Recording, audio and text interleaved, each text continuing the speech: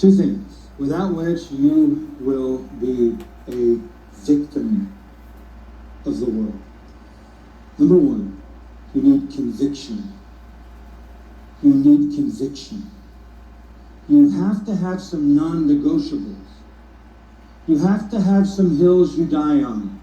And you have to know why, and you have to be able to substantiate those in the Word of God and in your own conscience.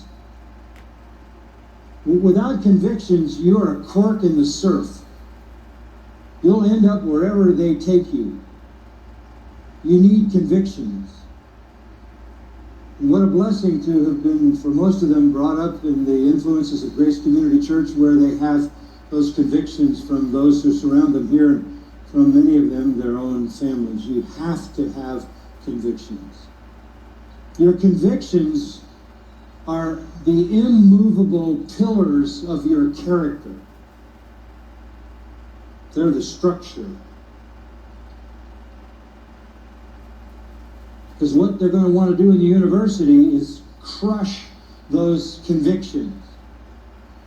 Because they're biblical convictions and they're true, and the world is ungodly, and the world is run by Satan, who's a liar, they're going to attack you with lies. And they're going to attack your convictions about God, about man, about sin, about righteousness, about conduct, about morality, about everything. You have to have convictions. Second thing you have to have is critical thinking. Critical thinking. And I think for this particular period of history, this is what is most under attack. And let me tell you how to look at that. Universities these days, certainly in the humanities side of things, universities these days are concerned about ideologies. You hear a lot about that, an ideology. Well, what do they mean by an ideology? It's just another word for a philosophy. But ideologies in the current climate are seductive and attractive to people because they are mindless.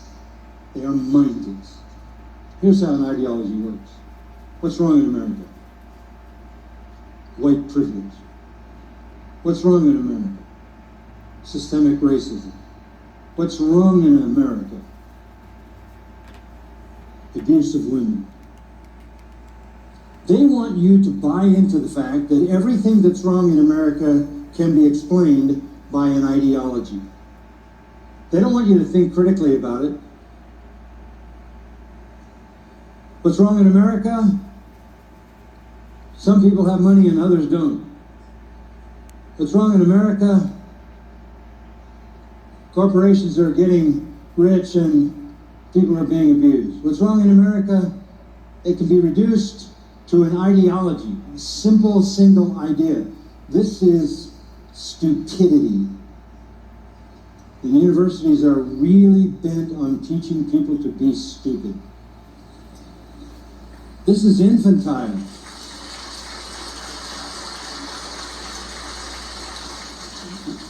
You can't say what's wrong in America and systemic racism, no matter what it is. If the bus doesn't show up on your corner on time, well, it's systemic racism. If you have mold on your bread, well, it's systemic racism. That's the stupidity of that oversimplification of everything that is easy for people to suck up and be seduced by because it's a one-size-fits-all answer to everything, and you can put your brain in a bag and bury it. You have to think critically. You have to understand. For example, give you an illustration. In the United States, 99.9% of the population survives COVID. That's a fact. You can't mesh that up with the behavior they're requiring. How about this one? Get vaccinated. And you're saying to yourself, well, let's say they lied about Russia, the FBI lies, CIA lies, the National Health Organization lies, the World Health Organization lies, the CDC lies. The director of all of this lies because it says something different every time he opens his mouth. The politicians lie. They lied about an incident in Chicago. They're just lies and lies and lies and lies and lies. And then they say to you, be vaccinated, it's good for you.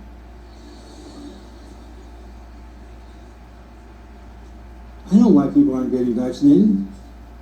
Because people don't believe they're capable of being confident they're being told the truth. Simple. It's the old Aesop's fable about the boy who cried wolf, wolf, wolf, wolf. There never was a wolf, and when there was a wolf, nobody showed up. You can't keep lying and then expect people to believe you.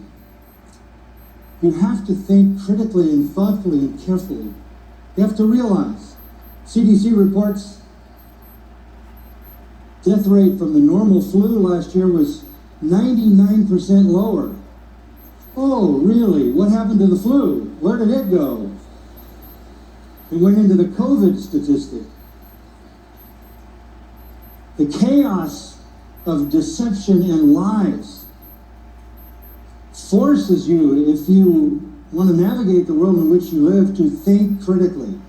Are there things wrong with capitalism? Capitalism can be abused just like socialism is abused. Anything can be abused because sinners are engaged in any kind of relationships. Any kind of anything in human relationships is going to have good, bad, and indifferent. But what they want you to do is buy the package and shut down alternative discussions. That's why the cancel culture, because they want you to buy the ideology, they don't want you to think critically. But we think critically because we think biblically. And we have the mind of Christ. 1 Corinthians 2:16, you have the mind of Christ.